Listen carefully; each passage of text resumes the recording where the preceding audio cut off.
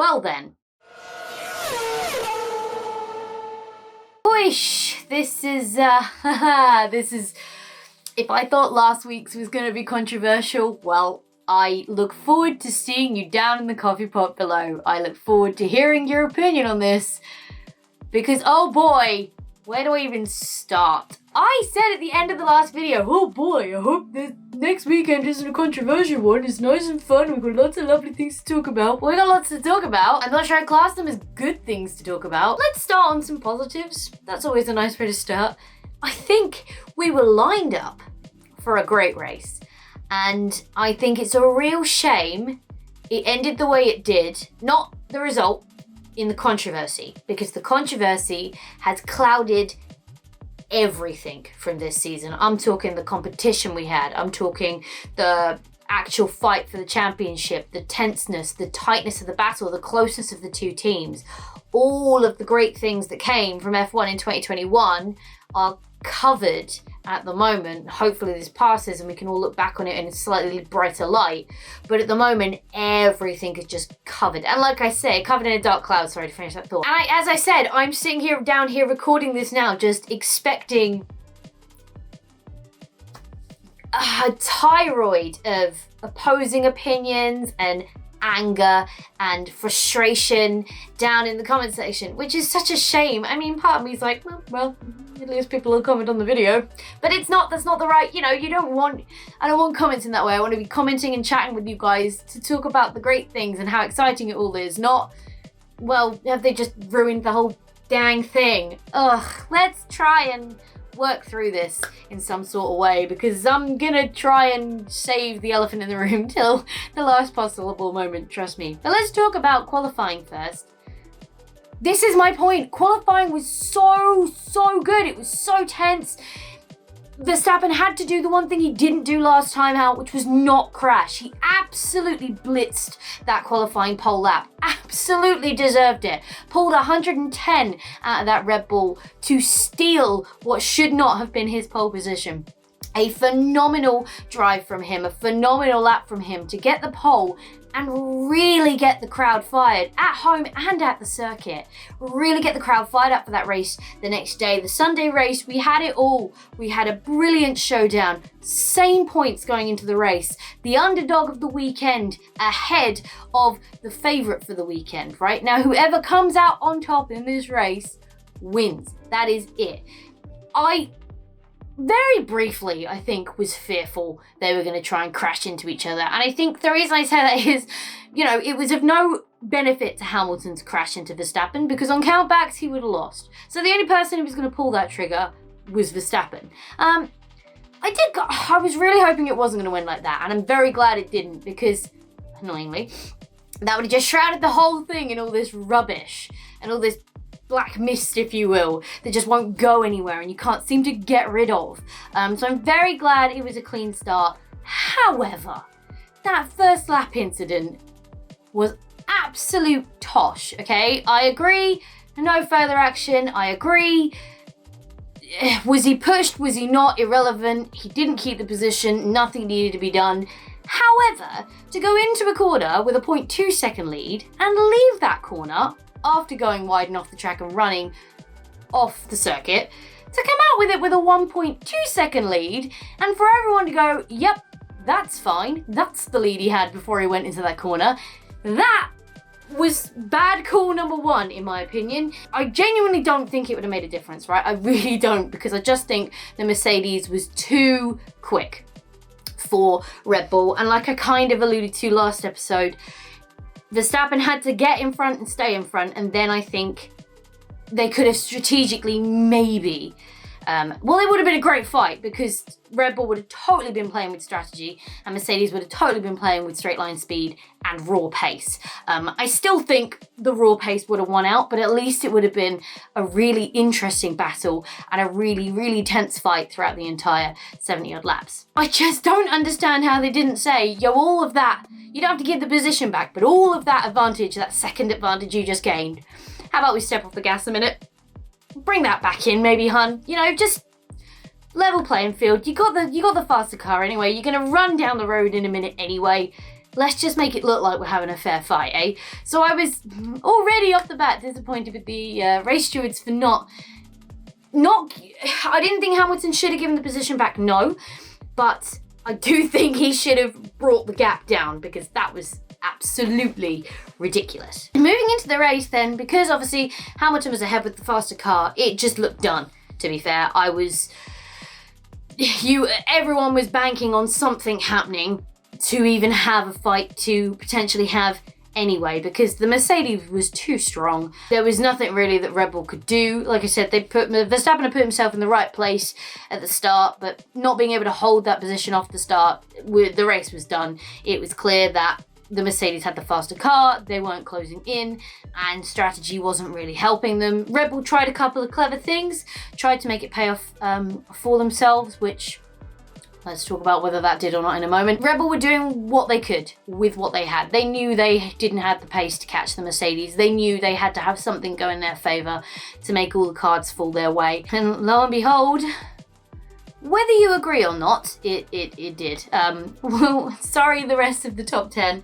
We'll talk about them in a minute, but let's just get it out of the way. Let's be brutally honest. What they should have done, if you look back at Saudi and what they did last time we had an incident like this, with Mick Schumacher in the race, they should have red flagged it with 5 laps to go, throw the red flag, everybody can come in, everyone's on fresh tyres, straight fight to the end.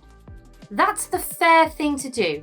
Whether you're sat there going, yeah, but if they'd have done that, Verstappen had no chance because Mercedes still had the pace and Hamilton had the track position and blah, blah, blah, blah. They would have been right behind each other, both on fresh tyres, possibly a standing start, sorry. Would have been like a Control-Alt-Delete, 5-lap dash to the end. Verstappen would have definitely tried something, that's for sure, and then we would have probably walked into some other controversy, but that would have been the fairest way to do it. Both on the same tyres. If Hamilton didn't have fresh softs to put back on at that point, then that's advantage Red Bull, but at least you would have had clean, even playing field, no time pressure rush to get things moved so we could actually go racing before the end, before we ran out of laps. Nice and easy. Then it's just down to the racers. It's just down to whomever can do it, whoever can find the gap or has the pace, right? That's then what it's down to. It's down to a straight fight, super fair. The devil on my shoulder is a little bit like, yes, well, Alice, you see, if they'd have done that, Red Bull had pulled a very clever move and got a strategic advantage, and I don't think you can really rob them of that just because, and to a point to which I agree with that, yes, they did strategically make the better move, yes, Mercedes could have pit at the same time, yes, I still think the fairest thing to do would have been red flag it. That's one of the many things that's currently being investigated, talked about, looked into. This is going to drag on. I just know it's going to drag on. I reckon in February, probably just before the first, even when in pre-season, we're still going to be talking about this because it won't have been resolved. Someone still won't be happy. What I can stand by is I'm not surprised they didn't change the result post-race because they're very good at not doing that, especially if they're championship deciding race results.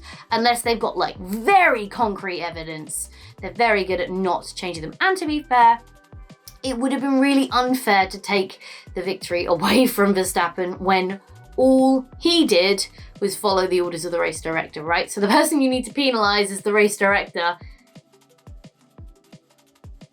It's a hard, I get this. I get this whole, what do we actually do? What do we actually want here? Because you can't really penalise Red Bull or Verstappen for doing as they were told to do and as they were instructed to do. I can understand why Mercedes and especially Hamilton's pretty livid about the whole thing. But yeah, I mean, yes, Red Bull played it cleverly. Yes, Mercedes could have pit with Hamilton, and I think there was even a discussion where Hamilton was like, why didn't we pit? And there was reason, I can't remember what now, but I still think the fairest thing that should have been done was just red flag, everyone can change tyres if they want to, standing start, let's have a 5-lap race to the end, may the best man win. That was the fairest way to handle it. That would have relieved all of this pressure of should we overtake, shouldn't we overtake. That would have given everybody the same opportunity.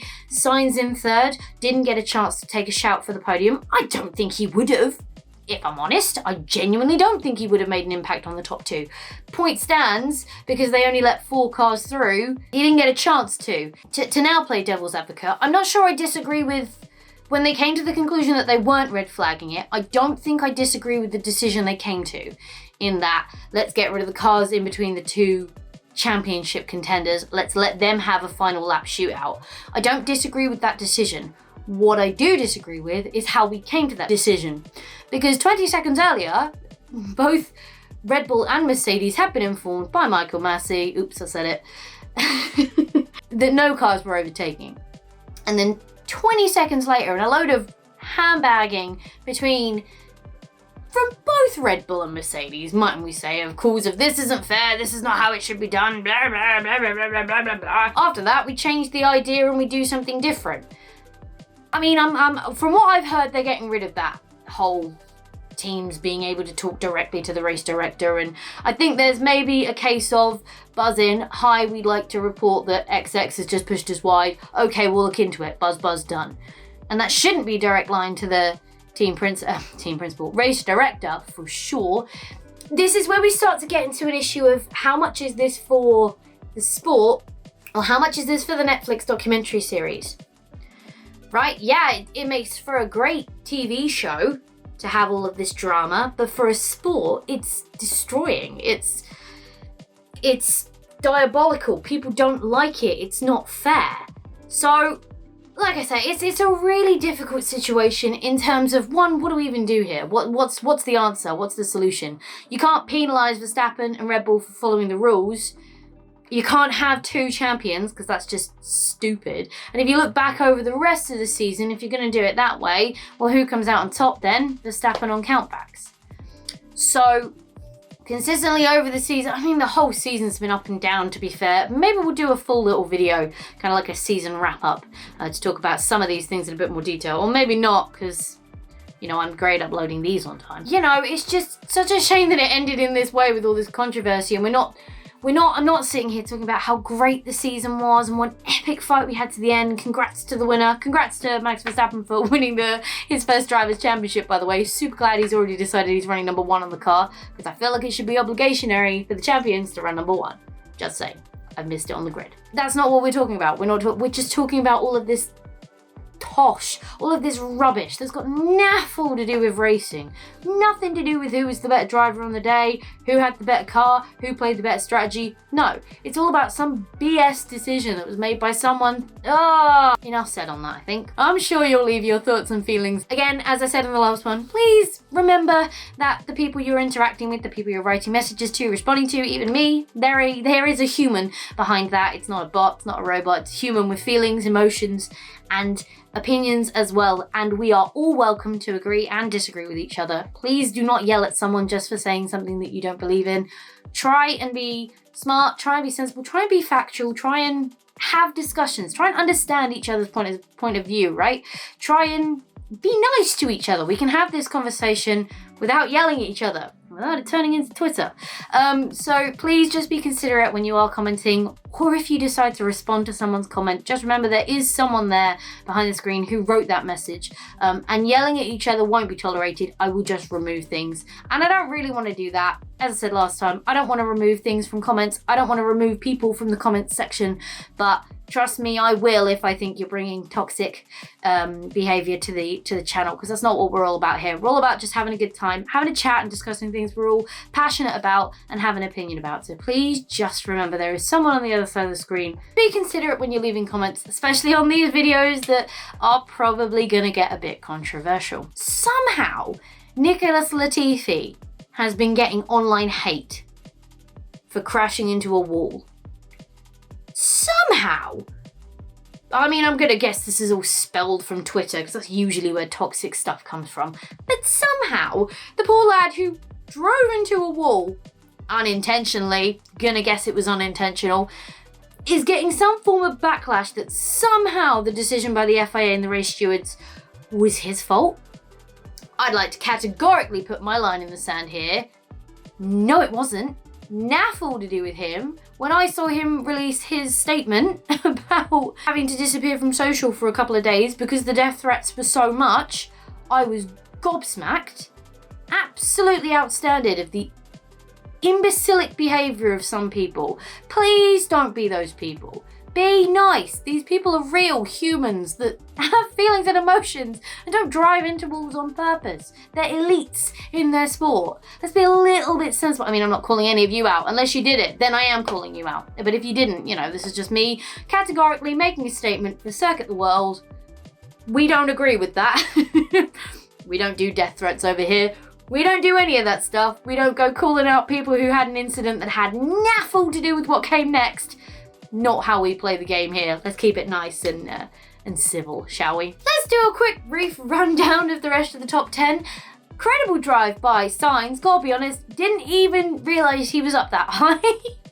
With all of the stuff that was going on at the front of the field, the rest of the field just kind of disappeared into the background. Brilliant final podium for him. Came out of nowhere. Probably didn't, but it felt like it came out of nowhere. And secured him as best of the rest, coming 5th in the Drivers' Championship. That is a pretty good feat. In your first year in a team, beating your teammate who's been there for a couple of years. Firstly, kudos on that. Secondly, best of the rest, only beaten by the dominating top 2 teams. That's impressive. And he's not had an outstanding season, if you'll follow me. Like, he's had a couple of podiums. It's been a good season, but it's been nothing. It's not been like, wow, Sainz again this weekend, Sainz again that weekend. I mean, I have, because I like the lad. But, it's not been any kind of massive. He's averaged 6th, 7th, 6th, 5th maybe. So it's not been a groundbreaking season for him. So for him to secure best of the rest, a very good job from him indeed, with a great little podium there to end the season. A great way to go into his 2022, his final year currently signed with Ferrari. We'll see what happens then past next season. Obviously, Mick Schumacher is on the scene, and I'm pretty sure Ferrari are fairly keen to get him locked into their books. So we'll see what happens with Sainz. I think it'll be a shame if he does disappear after next year, but like I said, we'll see what the land lays in 2022, and we'll kind of get a vibe for that as the year goes on. Another fantastic drive, and another one that came out of nowhere. 4th place for Yuki Sonoda. Absolutely incredible drive. He's had a very kind of up then down, then up season, Sonoda. He's come back out of the gates at the end there. He started off very, very strong. First points when he was out in Bahrain as well. First race, first points. Pretty good start to the season. Very much disappeared into kind of nothingness in the middle. Had a few incidents. Had a bit of a rocky one. Red Bull weren't really sure if they were going to re-sign him. So fantastic to see him finish with a 4th, finish the season strong, and hopefully it's good stead for the next year of racing for him. The AlphaTauri is always an interesting car. I think it's better than it's ever expected to be, and Gasly's very good in it. I think he's very well at home in that team. And as much as I think for his career he should move away from the Red Bull wheelhouse, he is very, very comfortable with that team, with that car, with how it runs and stuff. So it's a good suit for him, and he does very well in it. So it'll be interesting to see what he does next year as well. So a good final point scoring for AlphaTauri, but not enough, as I said last time, for them to overcome Alpine, who did secure 5th in the Constructors. Ferrari 3rd, McLaren 4th. I didn't say it, but as it was kind of alluded to last weekend, Mercedes did come home and take their 8th consecutive Constructors title. That has never been done in the history of the sport. People have got more than 8, but never have they done 8 in a row. So a massive achievement for Mercedes. Again, unfortunately slightly shadowed by what I spent 15 minutes talking about earlier. Bit of a weird one strategy-wise for Bottas, which saw him finish his final race with Mercedes coming home 6th ahead of Lando Norris, who had a great charge through the field, but unfortunately couldn't do much more to help McLaren in the Constructors. As we said last time, that was pretty much done. But he came home ahead of the 2 Alpines of Alonso, then Ocon, with the top 10 rounded out by Leclerc. A bit of a damp squid end of the season for Daniel Ricciardo, coming home in 12th. And unfortunately, Kimi Räikkönen did not finish his final Formula One race of his career. Looking ahead to 2022, we don't have many driver changes. So we have George Russell is going to replace Valtteri Bottas at Mercedes. At the moment, that's the only move, but who knows what's going on there, to be fair. It's all gone very quiet. So at the moment, it's Hamilton and Russell in Mercedes next year. Ferrari stays the same. McLaren stays the same. Red Bull stays the same. AlphaTauri stays the same. Alpine stays the same. Alfa Romeo have a double change with Valtteri Bottas taking over, I guess, Raikkonen's seat. And then Guan Yu Zhou finally being promoted from F2, taking over from Giovinazzi's seat. That's going to be an interesting one to watch. Watch this space. We'll be keeping a close eye on that. Haas is the same. Williams have Alexander Albon coming in to replace George Russell departing the team. And who have I forgotten? Aston Martin stays the same. So not really many moves. We've got a couple of new drivers. One of them new. Coming on, and then just a couple of moving around. Not a great deal of change next year. As I've mentioned before, I don't expect the 2022 regulations to make much of a difference, but if you want to have a little chat about the 2022 regs, what is expected of them before car launches, please let me know down in the comment box below. That's something I'm more than happy to try and bend my head around and talk to you guys about as well. It might be a bit interesting to start off the season with a reg change. It is aero only, which is why I don't think it's going to make much difference. So we'll see what comes out of that, and also what else comes out of all of the investigations that are currently going on that we still don't have any answers for. Final remarks on the season. I think it's been a good season. It's been a much more interesting season than we've had in a while. It's been great to have competition. If I'm being honest, I think Formula One needed a new champion. We certainly needed the fight for a new champion because it had become very predictable, very kind of yawn fest, very copy paste repeat every year. So I think in the end, we'll look back and see this as a good moment for the championship, because it does kind of feel like Mercedes are beatable, right? And I feel like not only spectators, but the teams kind of needed to feel that as well. They just felt so above and beyond everybody else until this year, and suddenly we started seeing a lot of cracks in the armor of Mercedes when the pressure started coming on and when things weren't necessarily going their way. Some good, some bad, but I just think we've seen a whole different Mercedes this year, and it's kind of made them feel less invincible, right? It feels like they're a team that once couldn't be beaten and now in the right mind and the right play can be beaten, and that's not me saying dirty tactics, that's me saying clever strategy. I think can beat a car that you're maybe not faster than. So I think that's going to be interesting moving into next year to see if that kind of mentality shift reflects through the rest of the grid. We need to see some moves forwards. What would be fantastic would be if Ferrari and McLaren make a great step forwards over the winter and suddenly we've got 4 teams fighting, because I think you got Lando Norris and that McLaren. That's a good partnership. They work well together. He knows the car, he knows the team very well. Ricciardo's still got some catching up to do, I think, in that aspect.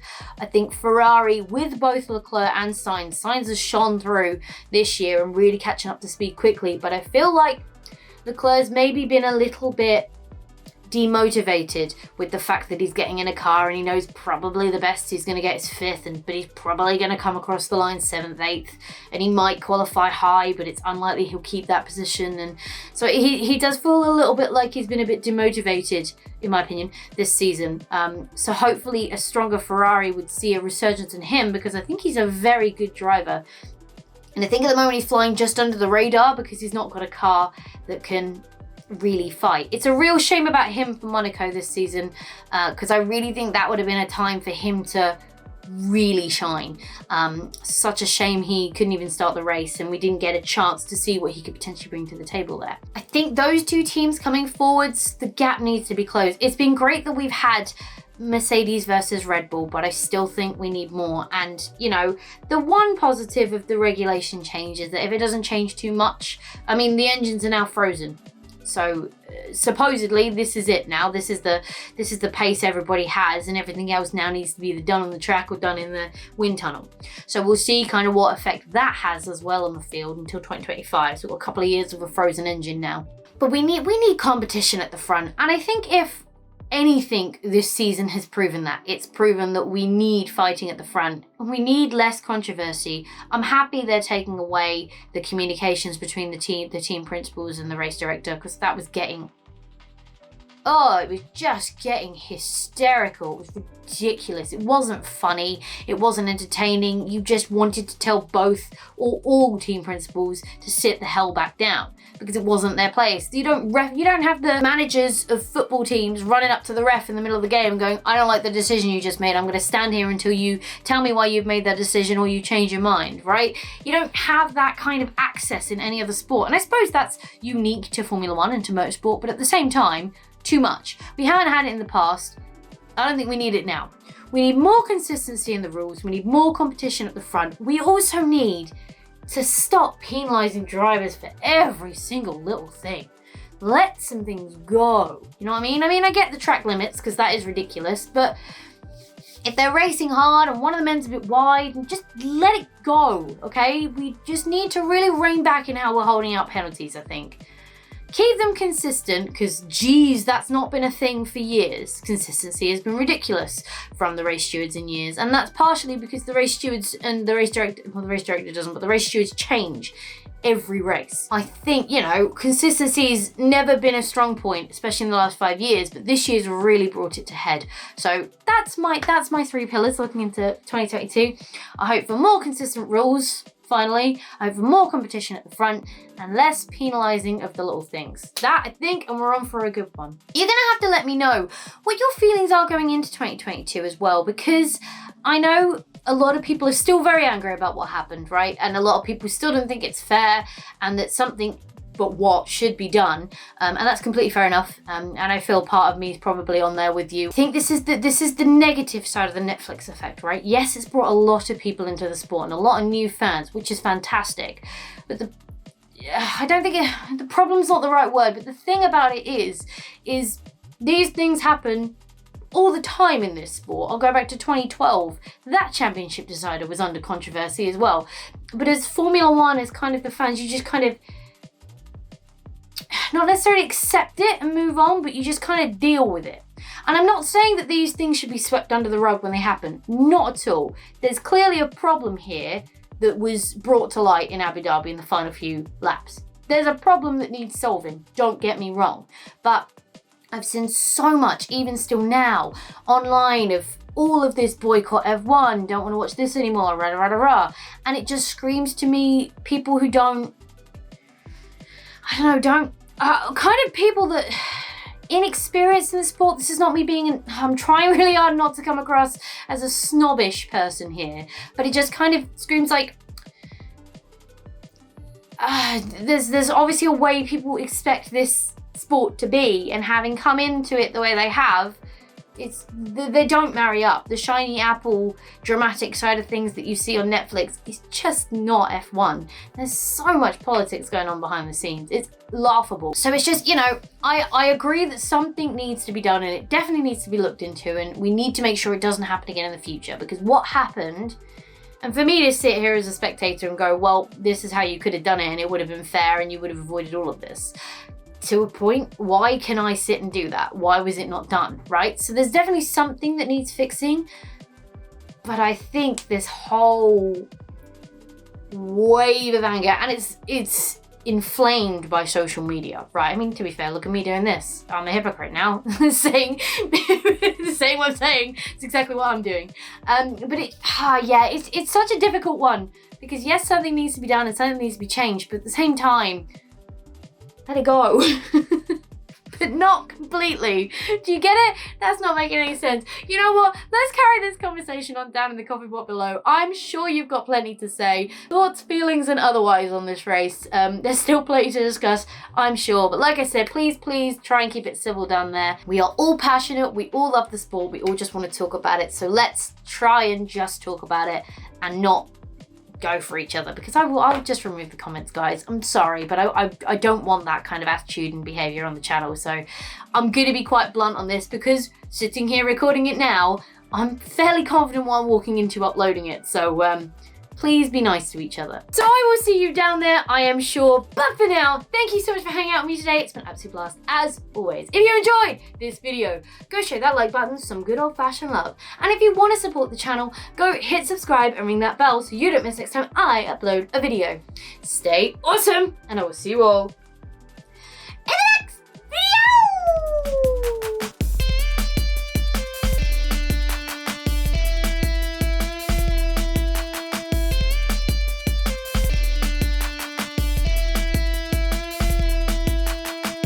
this is very likely going to be a long one. I've been recording for 35 minutes and I don't think I'm going to cut much out of it. So if you stayed till the end, thanks.